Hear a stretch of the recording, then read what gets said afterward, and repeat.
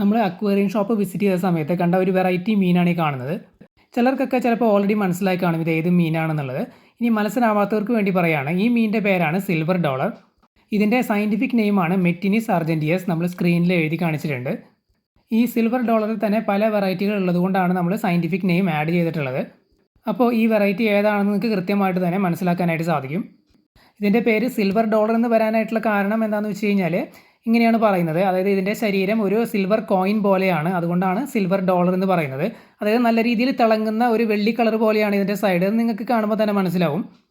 പിന്നെ ഇതിൻ്റെ body coin പോലെ അത്ര റൗണ്ട് ഷേപ്പിലല്ല എങ്കിലും നമ്മുടെ മറ്റ് മീനുകൾ, ഈ ഒരു വെറൈറ്റി സിമിലർ ആയിട്ടുള്ള മറ്റ് മീനുകളുണ്ടല്ലോ, അതായത് പിരാന, പാക്കു പോലുള്ള മീനുകളുടെ ബോഡിയായിട്ട് കമ്പയർ ചെയ്യുമ്പോൾ കുറച്ച് ഒരു റൗണ്ടിഷ് ബോഡിയാണ്.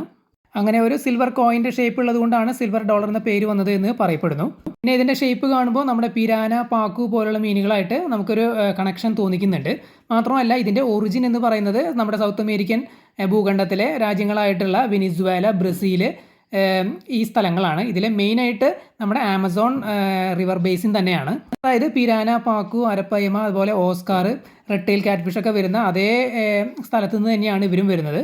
പിന്നെ വേറൊരു സിമിലാരിറ്റി പിരാനയും പാക്കും ഒക്കെ ആയിട്ടുള്ളത് എന്ന് വെച്ച് കഴിഞ്ഞാൽ ഷേപ്പ് തന്നെയാണ്. പിന്നെ രണ്ടാമത്തെ കാര്യം, ഇവർ ഗ്രൂപ്പായിട്ട് നടക്കുന്ന മീനുകളാണ്. പിരാനയും പാക്കുവും എല്ലാം ഗ്രൂപ്പായിട്ട് നടക്കുന്ന മീനുകളാണ്. അതുപോലെ തന്നെയാണ് ഇവർ. അപ്പോൾ നമ്മൾ പർച്ചേസ് ചെയ്യുന്ന സമയത്ത് മിനിമം ഒരു 4-6 എണ്ണത്തിൻ്റെ ഗ്രൂപ്പായിട്ട് മേടിക്കുന്നതാണ് നല്ലത്. അല്ലെങ്കിൽ ഇവർക്ക് സ്ട്രെസ്സ് വരാനുള്ള സാധ്യതയുണ്ട്. ഇപ്പോൾ അവരിങ്ങനെ ഗ്രൂപ്പായിട്ട് നിൽക്കുന്നുണ്ട്, അവർ ഗ്രൂപ്പായിട്ടാണ് അങ്ങോട്ടും ഇങ്ങോട്ടൊക്കെ മൂവ് ചെയ്യുന്നത്. നമ്മളിപ്പോൾ 2 എണ്ണത്തിന് 3 എണ്ണത്തിനൊക്കെ ആയിട്ട് വാങ്ങുകയാണെന്നുണ്ടെങ്കിൽ അവരൊരു മൂലയിൽ ഇങ്ങനെ അനങ്ങാതെ നിൽക്കും, അധികം മൂവ് ചെയ്യുന്നില്ല. അപ്പോൾ ആക്റ്റീവായിട്ട് നടക്കണമെന്നുണ്ടെങ്കിൽ നമ്മൾ ഗ്രൂപ്പായിട്ട് തന്നെ പർച്ചേസ് ചെയ്യുന്നതാണ് നല്ലത്. പ്ലാന്റഡ് അക്വേറിയങ്ങളിൽ ഇവർ ഗ്രൂപ്പായിട്ട് നടക്കുന്നത് കാണാൻ നല്ല ഭംഗിയാണ്. പിന്നെ ഞാൻ പറയാൻ വിട്ടുപോയൊരു കാര്യം എന്താണെന്ന് വെച്ച് കഴിഞ്ഞാൽ ഇവരുടെ ശരീരത്തിൽ ഒരു റെഡിഷ് കളർ ഉണ്ട് ഫിൻസിൽ. അപ്പോൾ ഈ ഒരു സിൽവർ കളറും ആ ഒരു ഫിൻസിൽ കാണുന്ന റെഡ് കളറും കൂടി നല്ലൊരു കോമ്പിനേഷനാണ്. പിന്നെ ഇവരുടെ സൈസ് വരുന്നത് ഏകദേശം 6 മുതൽ 8 ഇഞ്ച് വരെയാണ്. അത്യാവശ്യം സൈസ് വരുന്ന മീനുകളാണ്.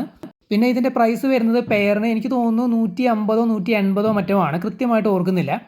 പിന്നെ ഇവരുടെ pH റേഞ്ച് വരുന്നത് 6 മുതൽ 7.5 വരെയാണ്.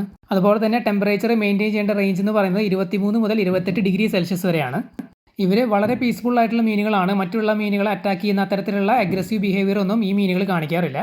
പിന്നെ ഇവരുടെ ആയുസ് വരുന്നത് ഏകദേശം 10 വർഷം വരെയാണ്.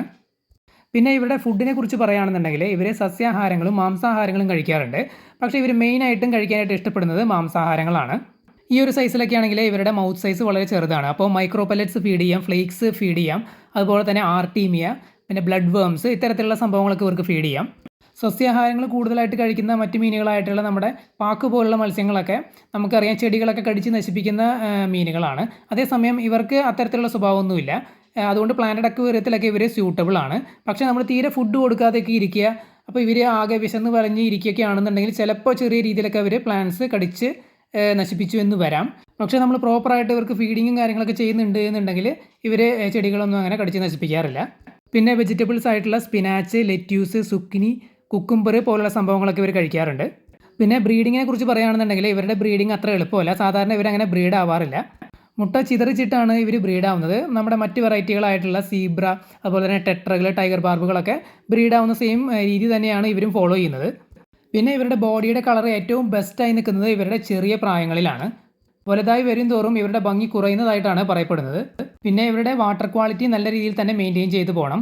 കാരണം വെള്ളം മോശമാവുന്നതിനനുസരിച്ച് വെള്ളത്തിലുള്ള ഡിസോൾവ്ഡ് ഓക്സിജൻ്റെ അളവ് കുറയും. അപ്പോൾ ഇവർക്ക് ഭയങ്കര പ്രശ്നം തന്നെയാണ്. അതുകൊണ്ട് തന്നെ എയറേഷൻ മസ്റ്റാണ്. പിന്നെ ഇവർക്ക് മറ്റു മീനുകൾക്ക് വരുന്ന പോലുള്ള അസുഖങ്ങളൊന്നും ഇവർക്ക് വരാറില്ല. ഇവർ അത്യാവശ്യം ഇമ്മ്യൂണിറ്റി ഉള്ള മീനുകളാണ്. അപ്പോൾ നമ്മുടെ സിൽവർ ഡോളറുകളെ കുറിച്ചുള്ള ഈ ഒരു ചെറിയ വീഡിയോ ഇവിടെ അവസാനിക്കുകയാണ്. വീഡിയോ എല്ലാവർക്കും ഇഷ്ടപ്പെട്ടു എന്ന് വിചാരിക്കുന്നു. പുതിയൊരു വീഡിയോ ആയിട്ട് നമുക്ക് വീണ്ടും കാണാം.